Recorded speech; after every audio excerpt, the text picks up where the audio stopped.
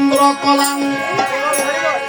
তাহার এদিকে গুচ্ছধারে বসে আছেন নাড়ুয়া গোপাল। কামিনীর সঙ্গে কেলি বড়য় রসাল। এই যে হাঁটুতে শক্তির পায়ে বসুমতী। 18 মুকামের তত্ত্ব মহাদেব বলেছেন শুনো গো পার্বতী।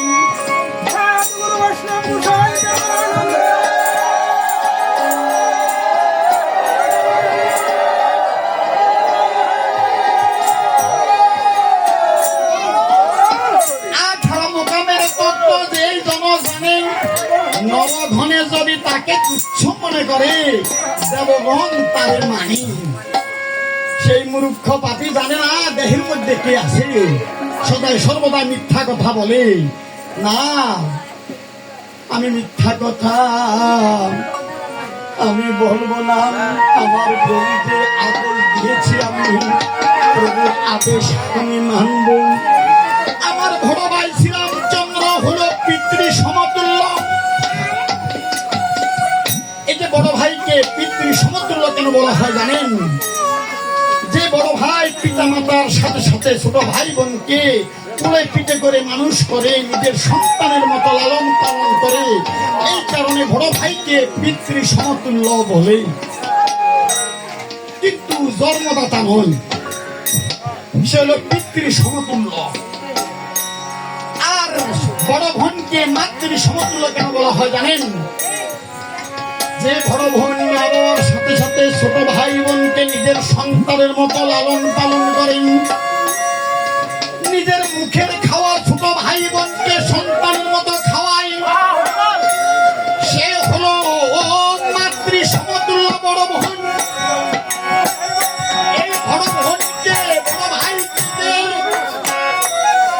এই যে হিংসা করে বড় ভাইয়ের কথা মানে না বড় বোনকে এতে যে নিন্দা করেন, সেই তার মহাপাপ হয়।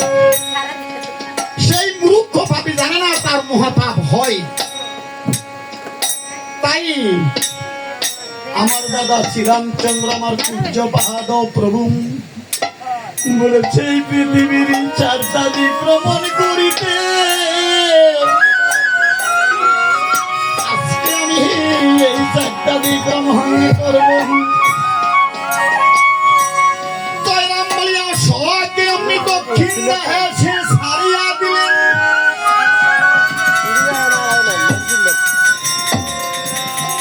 আর দক্ষিণ দেশে ওই শ্রীরামচন্দ্রের যে ভক্ত বাল্মীকি ঠাকুর সেইখানে সেই বিরাজমান দক্ষিণ দেশে বাল্মীকি ঠাকুর আছে। তখন সে বনের নাম হয়েছে বাল্মীকি ঠাকুরের তপবন। আজকে প্রমিতে প্রমিতে অশ্বের দক্ষিণ দেশে গমন। ওই বাল্মীকি ঠাকুরের তপবনে গিয়ে তখন অশ্ব দিলেন দর্শন।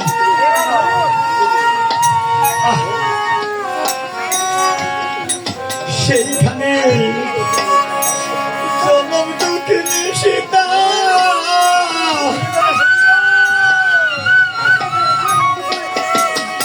তোমা 5 মাসের গর্ভকালে পাগল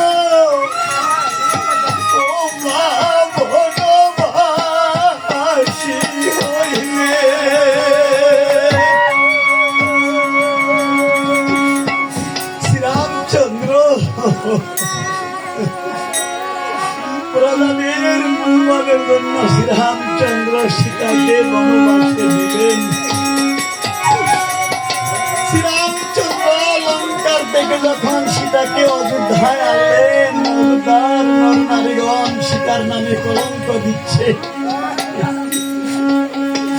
সীতার নামে যখন এই কলঙ্ক দিচ্ছে, তখন লক্ষণকে বলছে, লক্ষণ রে সীতাকে বনবাসে দিয়ে প্রজারা অশান্তি পাচ্ছে।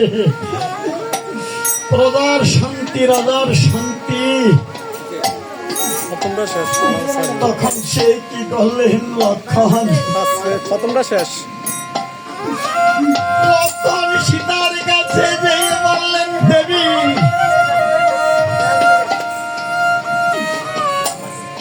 এই যে তুমি দাদাকে বলেছিলে একদিন ওই দক্ষিণ দেশে বাল্মীকি ঠাকুরের তপবনে 60,000 মুনির পত্নীর চরণ দর্শন করিতে, আজকে দাদা বলেছে তোমাকে বনবাসে নিয়ে যেতে। সেখানে ওই বাল্মীকি ঠাকুরের এই যে স্ত্রী আরো মুনিদের স্ত্রী আছে, সবার শ্রীচরণ দর্শন করিতে তুমি যে আশা করেছিলে, আজকে চলো তোমার মনের আশা পূরণ করিতে। তখন অমনি সীতা না বুঝে মাই, তখন অমনি কি করলেন, মাই তখন একটি কাপড়ের ফুটলি বাঁধলেন, যাহা যাহা তার নিত্য প্রয়োজনীয় জিনিসপত্র আছে সব কাপড়ের ফুটলি বেঁধে নিলেন। মা তপবনে যাবে, বেড়াইতে যাবে।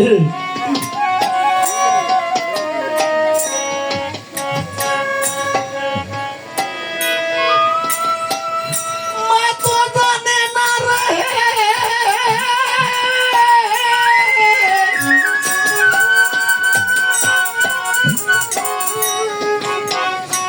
মাকে যে বনবাসে নিয়ে যাচ্ছে, মাই যদি জানতো, ও মাই ওরে মনির তপবনে যেত না রে।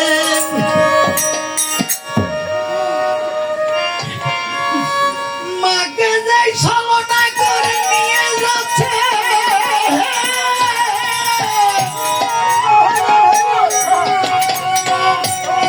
মাই যদি জানতো,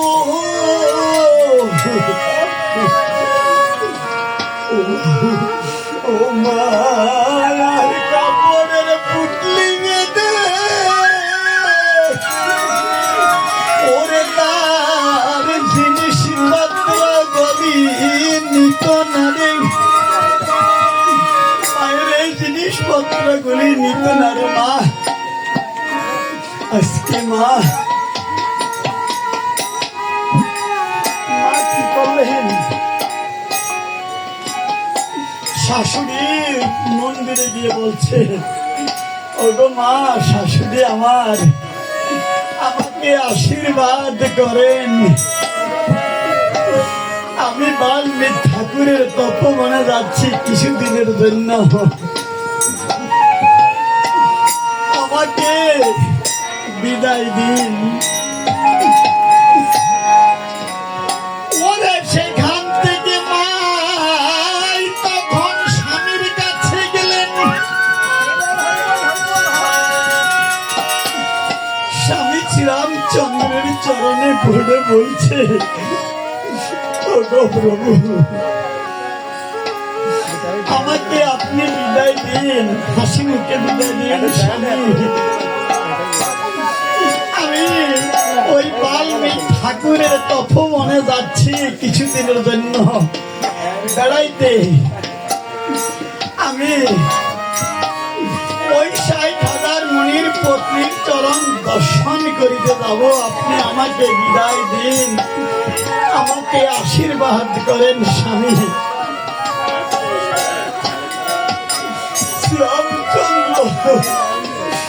রামচন্দ্র সীতার মুখে এই কথা শুনে দুই সুখের জল পড়িতে লাগলেন।